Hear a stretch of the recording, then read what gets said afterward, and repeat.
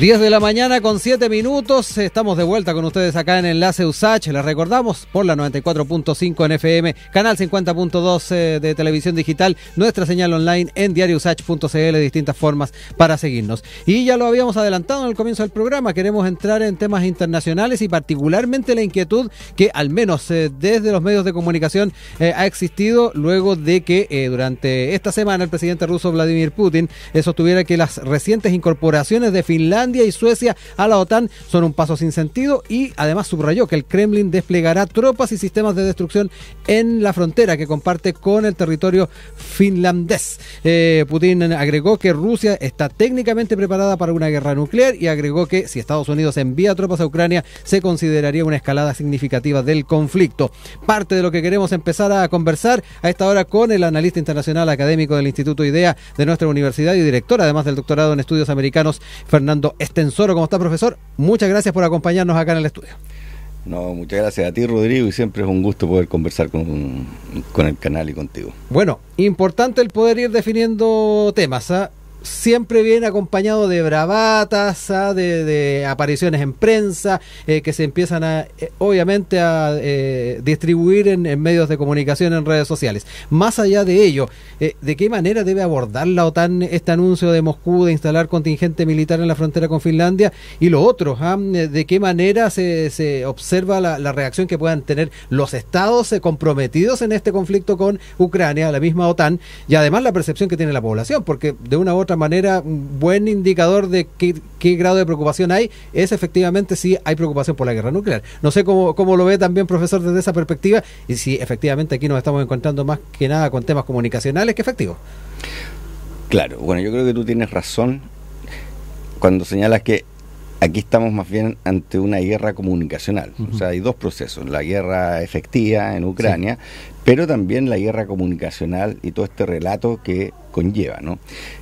Y desde ese punto de vista, en este caso yo creo que hay que responsabilizar fundamentalmente a la OTAN en esta escalada de guerra nuclear, de esta bravata, de que sí es posible, que no es posible.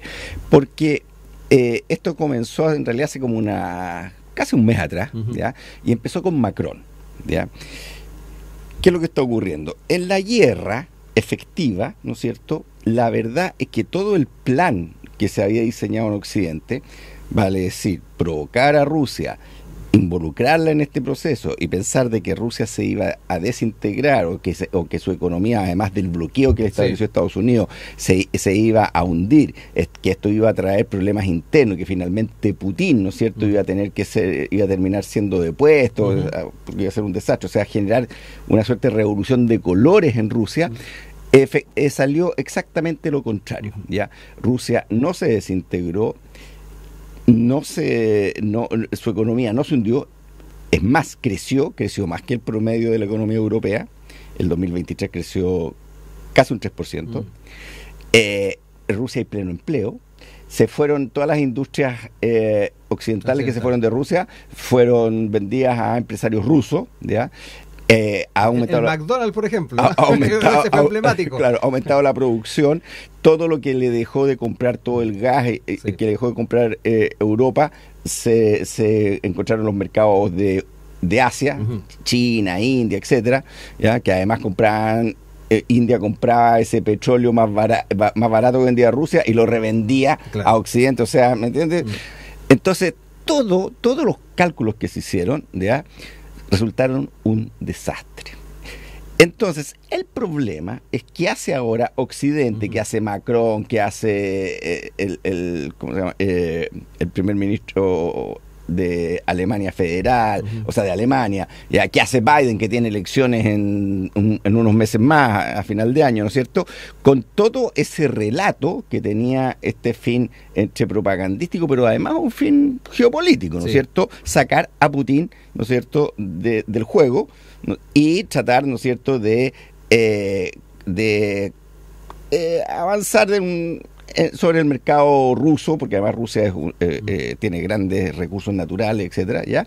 Y sobre todo tratar de desestabilizar la situación interna política en Rusia. Eso fracasó. Eso fue un plan diseñado, planteado y fracasó. ¿Ya? Y no solamente fracasó, sino que están perdiendo, porque la posibilidad de que Ucrania termine siendo rusa es cada vez más alta. Sí, y ahí es donde uno se pone a pensar si es que este tipo de situaciones, este tipo de hechos que se logran constatar, deberían abrir entonces la posibilidad para, por ejemplo, detener la inyección de recursos para fortalecer también las tropas de Ucrania. Eso ha seguido ocurriendo. Los acercamientos para tener paz tampoco eso está ocurriendo. ¿Ya? Estados Unidos ha entregado, solamente Estados Unidos, dejemos a los recursos europeos, más de 200 mil millones de dólares a Ucrania. O sea, en realidad ha entregado entre comillas, porque Estados Unidos le pasa esa plata, préstamos a Ucrania. A cambio de eso, Ucrania, ¿no es cierto?, todo su territorio lo hipotecó y se lo entregó a empresas norteamericanas, ¿ya? Todas producciones de trigo, o sea, esto no es gratuito, pero además de eso, esa plata va para comprar armamento para la industria militar estadounidense, o sea, vuelve a Estados Unidos echa a andar su máquina. Pero aparte de eso, le ha entregado 200 mil millones, o sea, más que todo lo que fue el plan Marshall para recuperar la Segunda Guerra Mundial, ¿ya? Y resulta, ¿ya?, que están perdiendo. Y además están quedando mal porque el armamento norteamericano, los Abrams, los Bradley, todos los misiles Patriot, todos estos armamentos que eran como la última tecnología, que iban a hacer un cambio de juego, que iban a significar, ¿no es cierto?, la derrota estrepitosa del ejército ruso, han resultado, ¿no es cierto?, de menor calidad frente al armamento ruso, lo cual es muy complejo porque todo el mundo, todos los militares del mundo están viendo esto. Exacto. El armamento ruso es más barato y es bueno. Entonces eso también tiene un impacto comercial que no se discute mucho, pero que están todos mirando. Entonces, bueno, todo eso, ¿qué es lo que ocurrió? Entonces, resulta que el Parlamento, el Congreso norteamericano no quiere seguir pasando plata. Dice, ¿para qué le vamos a pasar 300 mil millones más? Se va a saco roto. Entonces, y eso se está discutiendo en Europa. Entonces ahora le están pasando, pero le están pasando platas directas, o sea, los que puede gestionar. O sea, Biden le acaba de pasar, había pedido 60 mil millones de dólares, le dijeron que no en el Congreso y le pasó 300 millones de dólares, que son platas que él gestiona por medio del Ministerio de Defensa, el Pentágono, ¿ya? Claro, son apoyos, son ayudas, pero no son esas tremendas cantidades, porque los políticos ya se dieron cuenta que esto no, o sea, van a seguir metiendo plata, los rusos no van a perder y van a quedar peor. O sea, el resultado político para los que están apoyando va a ser mucho más desastroso. Sí, y ahí hay que ver también la bajada que pueden hacer países como Finlandia, que se incorporaron a la OTAN y ahora se están encontrando al lado del jardín o del patio de entrada de su... Por eso se decía que en este caso yo creo que Putin tiene razón. ¿Por qué? Porque la estrategia de la OTAN ha sido cercar a Rusia. La OTAN se creó para frenar el comunismo soviético, porque supuestamente el comunismo soviético iba a invadir el mundo libre, el mundo occidental, etcétera. Se acabó el comunismo soviético, pues no se acabó la OTAN. ¿Ya? Entonces los rusos, está obsoleta entonces. Los rusos empezaron a decir, oiga, pero ¿y por qué no nos dejan a nosotros entrar a la OTAN? Y quedó y se empezó a escuchar un silencio, ¿no es cierto? ¿Ya? Pero ¿cómo? Y claro, y Rusia en los años 90 solicitó, bueno, si se acabó el peligro, ya no hay es comunista, se acabó el comunismo, ¿por qué no hacemos una alianza colectiva y todo? Claro. Entonces ahí le dijeron, se volvieron locos. Pues, sí. Entonces resulta que la OTAN no era para frenar el comunismo soviético, la OTAN se hizo para acercar a Rusia porque la geopolítica occidental desde finales del siglo XIX considera, sobre todo con Mackinder, que son los británicos, consideran que existe un lugar del planeta, ¿ya?, que es el Heartland, ellos le dicen el corazón, ¿ya? La guinda de la torta, diríamos nosotros en Chile, ¿ya? El que controla ese lugar del planeta es un territorio físico en el planeta, esto es un estudio geográfico, político, ¿ya?, controla el mundo. Da la casualidad, ¿ya?, de que el 90% de la guinda de la torta era el imperio ruso, ¿ya?, que estaba compitiendo con el imperio británico por llegar al Índico, ¿no es cierto? Se estaban peleando en Afganistán, etcétera. Ya hubo una guerra entre el imperio ruso y el imperio británico que se llamó la Guerra de Crimea, ¿ya? Después vino la Primera Guerra Mundial, etcétera. Entonces, eso se enseña, ¿no es cierto? Y esa es la base de la geopolítica de lo que hoy día se conoce como Occidente, porque de los británicos pasó a Estados Unidos, le hicieron algunos retoques. Entonces imagínate el año 17, cuando esa perla, esa guinda de la torta, ese Heartland, cae en manos más encima de los comunistas, ¿ya? O sea, ya no solamente era un imperio ruso, era 10 veces peor. Entonces, eso ha estado presente. Entonces, la OTAN, ¿ya?, que se crea para frenar el comunismo, en el fondo la Alianza Europea, para acercar este Heartland, se acaba el comunismo, pero el Heartland sigue siendo no occidental, pues sigue estando. Entonces, la estrategia ha seguido de cercar a Rusia, cercar. Se trataron de meter en la República Báltica ya están, ¿no? Claro, la Báltica ya, todo lo que ya son parte de la OTAN, pero se metieron en Georgia, en la Georgia rusa, ¿ya? O sea, soviética. ¿Ya? Stalin era georgiano, por ejemplo, ¿ya? Georgia quedó como país independiente después que se integró en la Soviética, se producen pugnas internas, entonces Estados Unidos, al bando más antirruso, le pone plata, le pone agentes, ¿no es cierto? ¿Ya? Y arman y tratan de meterlo, ¿no es cierto? Y eso fue la guerra de Georgia, ¿ya? Y que se tuvo que meter Rusia, pues, ¿ya? Entonces, después, y además que habían también sectores rusos en Georgia que se separan. Después viene la guerra de Chechenia, la misma cosa, ¿no es cierto? Y después viene Ucrania. Entonces, todo lo que ha hecho la estrategia de la OTAN es avanzar en el cerco ruso, ¿ya? Y porque el golpe final es filetear Rusia, para decirlo en breve. Esa es la base de la estrategia geopolítica, ¿ya? Como te digo, de la OTAN. Entonces, y los rusos también están conscientes de eso. Entonces, Finlandia era neutral, ¿ya? Y Suecia también. Pero los metieron a la OTAN. O sea, ¿qué te quiero decir? Entonces, Putin, ¿por qué tiene razón? Porque dice, hablan de paz y cada vez se me acercan más, se me acercan más, se me acercan más. Entonces da lo mismo que sea Putin, en mi opinión. Si no es Putin, será otro, ¿ya? Porque los rusos ven, ¿no es cierto?, que la estrategia occidental, ¿ya?, no ha cambiado. Entonces, el cerco. Lo están cercando. Y eso, ¿no es cierto? Entonces, ¿qué dijo? Perfecto, ustedes dejan de ser neutrales, ustedes se meten a la OTAN. Perfecto, eso significa que Estados Unidos les va a poner misiles atómicos que están a un paso de caer en Moscú. Entonces nosotros también les vamos a poner misiles apuntando a su capital. Eso es lo que está haciendo. O sea, ustedes me ponen misiles y yo inmediatamente les hago la contramedida. Entonces, ¿eso qué significa? Que si hay una confrontación, ¿ya?, la pelea va a empezar por Finlandia, ya no va a quedar al margen, ¿ya? ¿Me entiendes? Eso es lo que está ocurriendo. O sea, se está acabando la neutralidad, ¿no es cierto? En ese sentido también importante saber en el futuro de lo que es la OTAN, el tema de futuras incorporaciones, me da la impresión de que va a quedar en compás de espera tomando en cuenta lo que está ocurriendo. Muchos habló de cuando pueda entrar Ucrania y ese sí que sería un tema crítico, ¿no? Claro, es que ese es el motivo de la invasión rusa a Ucrania, ¿ya? Eso es lo que te explica todo, ¿ya? Es que Estados Unidos, ¿no es cierto?, con la OTAN le vendieron la pomada a Zelensky, ¿ya?, de que pidiera el ingreso a la OTAN. Pero con estas reacciones no solamente en Ucrania, no solamente a la Unión Europea, sino a la OTAN.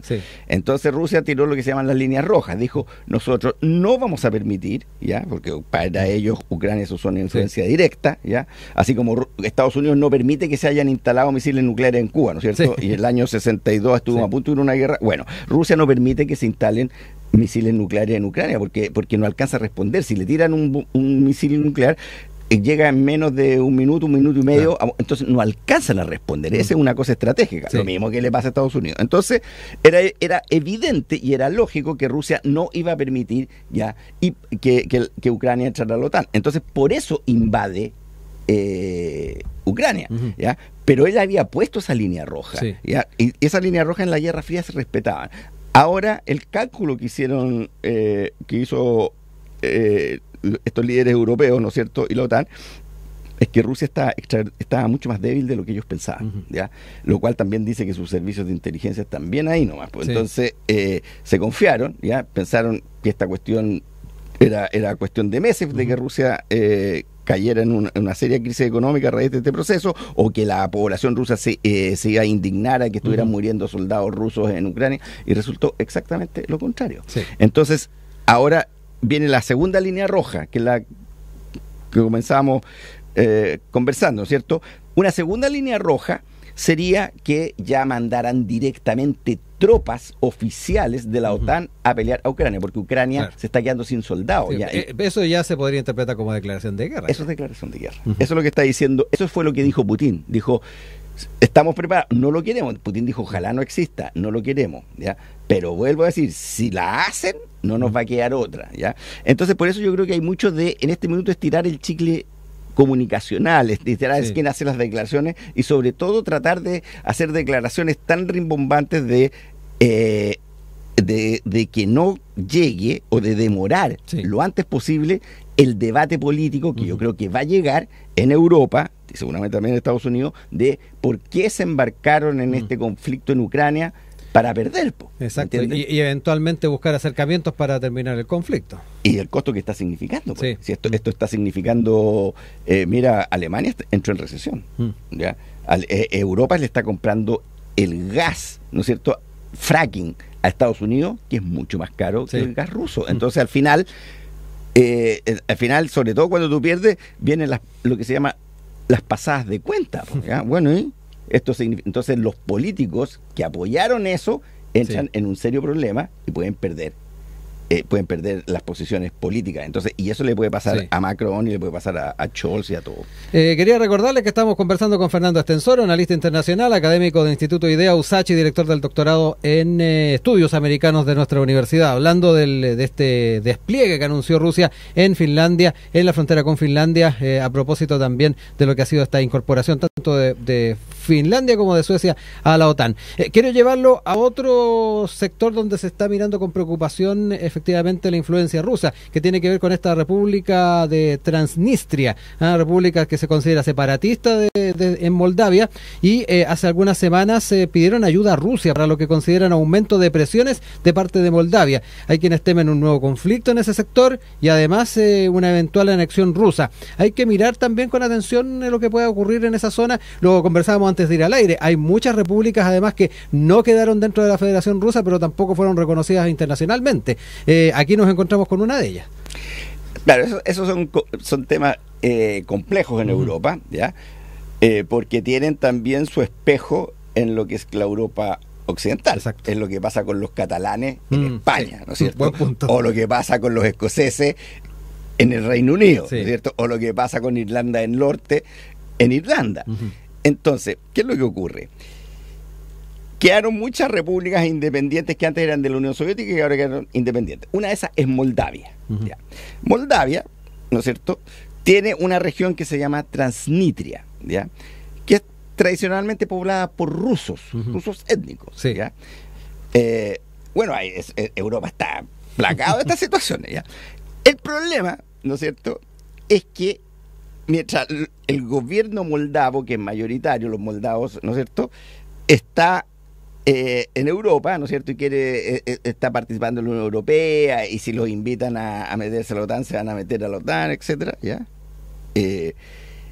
¿No es cierto?, entran en conflicto con estos que son rusos. Sí. O sea, son rusos viviendo en una zona que antes no había problema cuando se llamaba Unión Soviética, pero ahora sí hay problema. Entonces, y empiezan las presiones. Por ejemplo, empieza persecución a estas minorías, porque son sectores minoritarios, pero tienen poder político y son minoritarios, pero tienen igual su fuerza. Entonces, eso es lo que está ocurriendo con Transnistria. Entonces los moldavos los empiezan a acercar, los empiezan a poner, ¿ya?, lo mismo que pasó cuando se desintegró Yugoslavia, ¿no es cierto? Lo mismo que pasó en la guerra de Ucrania. No te olvides que los ucranianos, ¿no es cierto?, los ucranianos proeuropeos, los ucranianos católicos, ¿ya?, bombardeaban y empezaron a acercar y empezaron incluso a hacer una suerte como intento de limpieza étnica en el Donbass, ¿no es cierto?, que era ruso, ¿ya? Y eso empezó en el 2014, ¿ya? Y desde Advitka, que está una ciudad tan importante, desde ahí bombardean a la población civil, no objetivos militares, ¿ya? Eso aquí en esta parte no se dice, o sea, eso se oculta en esta guerra comunicacional. Claro, te tenés que meter a las Naciones Unidas, ver las denuncias. Las Naciones Unidas tiene referencias y críticas al gobierno ucraniano, ¿no es cierto? Pero ellos empezaron a tratar de hacer una limpieza étnica con estos rusos étnicos, porque sabían que en un minuto se iban a enfrentar. Eso está pasando en Transnistria. El problema, ¿no es cierto?, es que yo creo que Putin es medio complicada la situación, porque, ¿me entiendes? O sea, puede ser que a la larga terminen incorporándose a Rusia. En este minuto la situación es compleja. Esto ya está mucho más en el corazón de Europa. Entonces, bueno, claro, el tema es qué nivel de presión, ¿ya?, van a hacer los moldavos hacia la población, ¿ya?